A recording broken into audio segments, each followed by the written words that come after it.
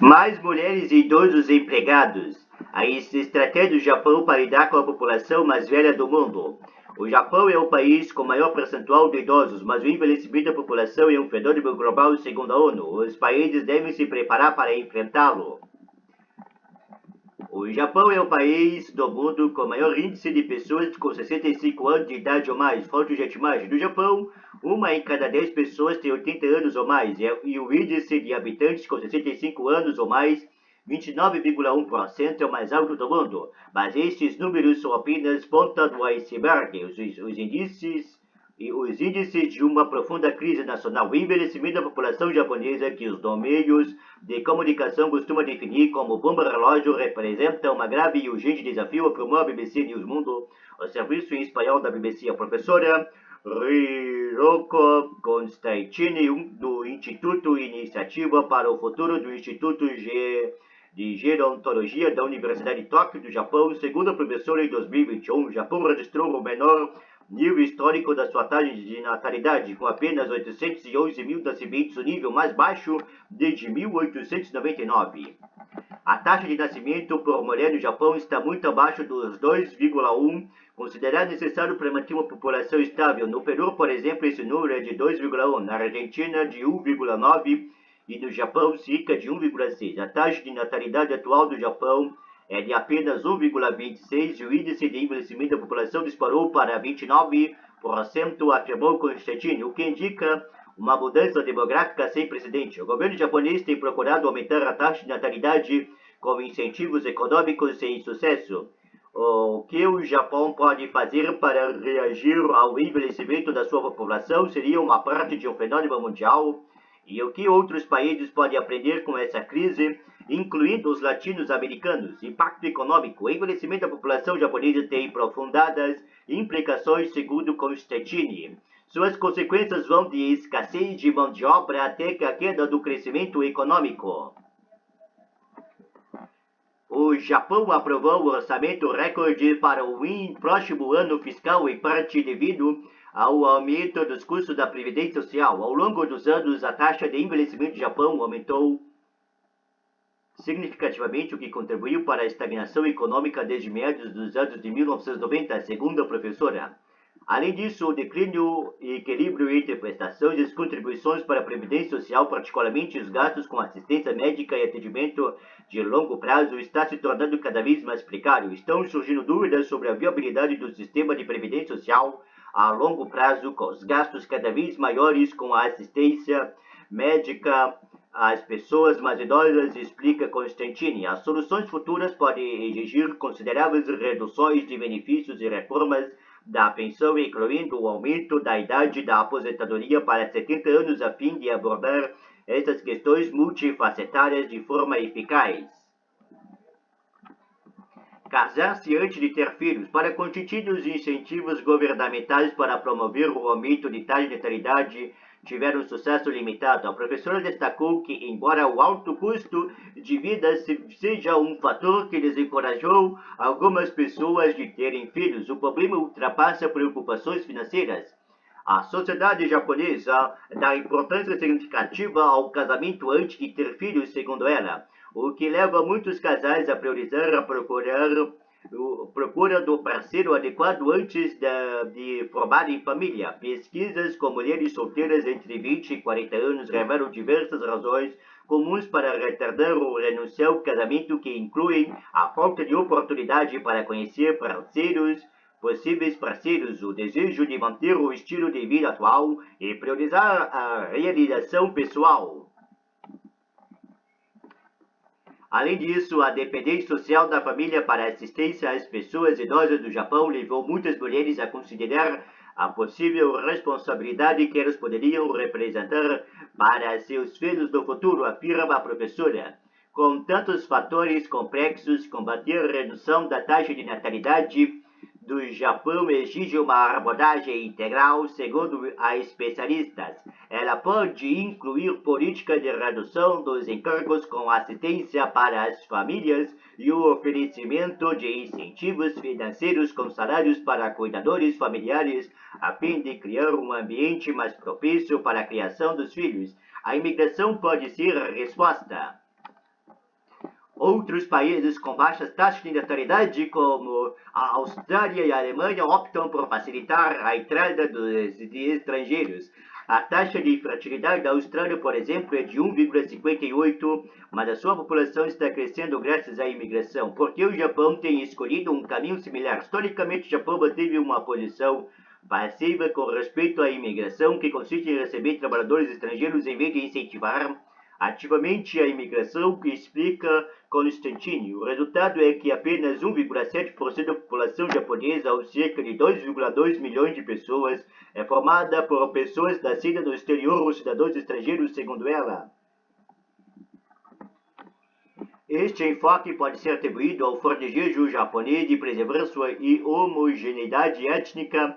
A relativa homogeneidade étnica no Japão costuma ser considerado o fator que colabora para a baixa incidência de conflitos abertos para a sociedade. Para o governo, essa homogeneidade serve de ferramenta política valiosa para a unidade e a coesão nacional, explica a professora.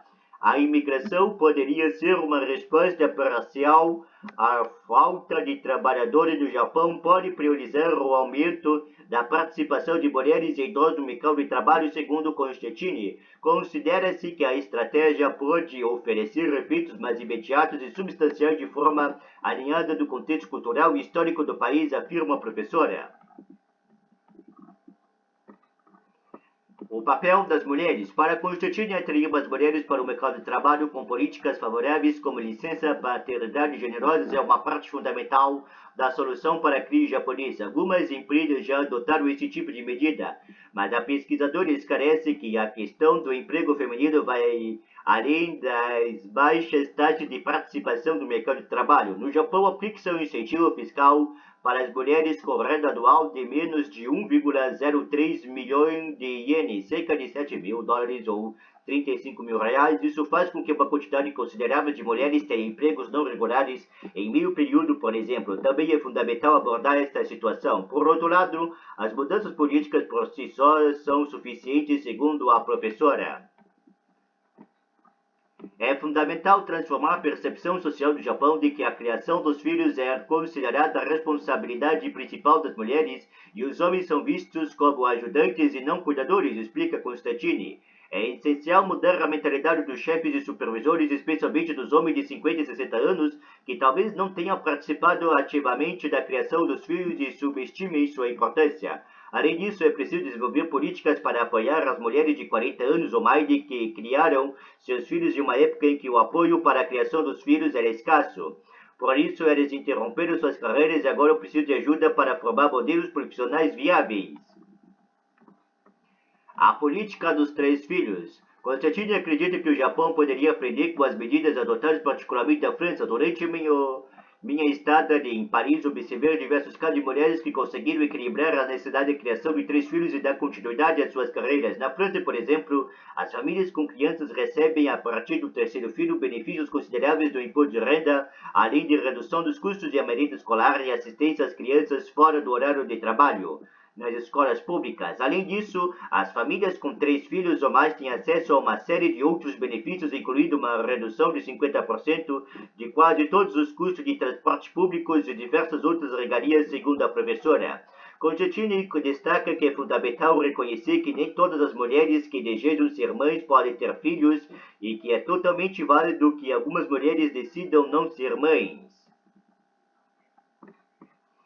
Mas, para aquelas mulheres que desejam ter filhos, fomentar uma norma cultural que incentive as famílias a terem 3 filhos e implementar políticas de apoio são considerações fundamentais. Problemas mundial. O Japão é um caso extremo, mas muitos outros países apresentam tendências similares.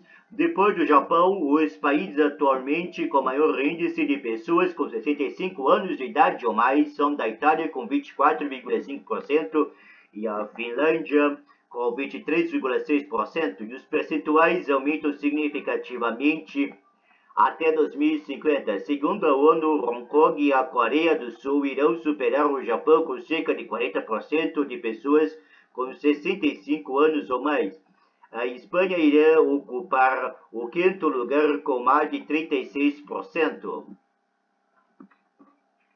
Em maior ou menor medida, a população de todos os países do mundo vive até a idade mais avançadas, com mulheres e casais estão tendo menos filhos. Portanto, o envelhecimento demográfico é um fenômeno mundial, afirma Jorge Bravo, especialista da divisão da população do Departamento de Assuntos Econômicos e Sociais das Nações Unidas, da sigla em inglês.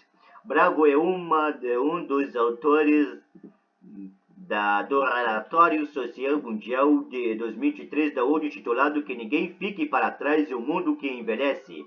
O relatório calcula que o número de pessoas com 65 anos ou mais em todo o mundo dobre nas próximas 3 décadas. Serão 1,6 bilhão de pessoas em 2050, com os idosos representarem mais de 16% da população mundial. O Japão há décadas é o país demograficamente mais envelhecido do mundo. Mas muitos países da Europa, além de diversas nações da Ásia e das Américas, também detêm um alto percentual da população da faixa de 65 anos ou mais, destaca Bravo.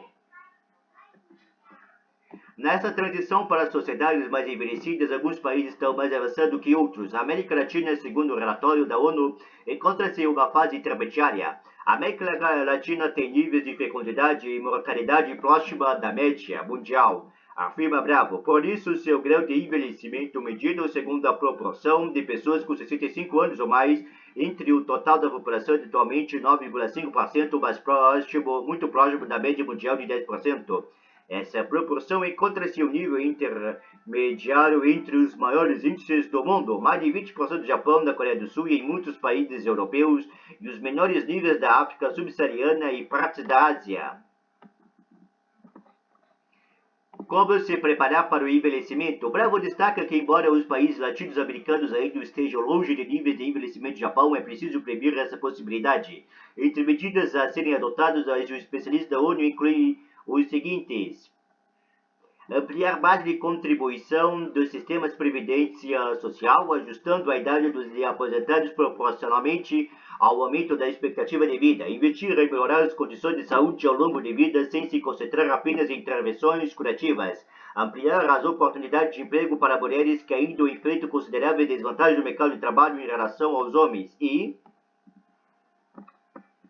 implementar medidas para facilitar a compatibilidade entre o trabalho e a criação dos filhos com mais igualdade de gênero, ou seja, maior equilíbrio entre as mulheres e os homens no trabalho dentro e fora de casa. Bravo cita os exemplos positivos de países nórdicos ou outros países europeus que adotaram políticas mais generosas de apoio aos pais para que eles possam equilibrar a vida familiar e profissional. Essas políticas, segundo ele, incluem programas para facilitar o emprego, licença maternidade e paternidade, horários de trabalho flexíveis, créditos fiscais e subsídios substanciais para assistência às crianças. O especialista da ONU menciona particularmente o exemplo da reforma do sistema de aposentadorias da Suécia. Aquele país introduziu nos anos de 1990 um sistema de distribuição de contas virtuais do qual os aposentados são concedidos proporcionalmente às contribuições individuais realizadas durante a vida profissional ajustadas ao nível de expectativa de vida de cada grupo de aposentados. A América Latina também enfrenta o desafio de combate à desigualdade entre as pessoas desde o início da vida para evitar o aprofundamento desse desequilíbrio, com muitas pessoas idosas vivendo da pobreza. Outro elemento importante, segundo Bravos, é a promoção da educação contínua. A educação ao longo da vida, desde a idade pré-escolar até capacitação contínua durante a vida profissional é fundamental, especialmente das sociedades modernas caracterizadas pelo... Não, pessoal, eu tô com preguiça de ler o resto, então eu vou parar por aqui, entendeu, pessoal? Eu tô com preguiça de ler o resto, entendeu, pessoal?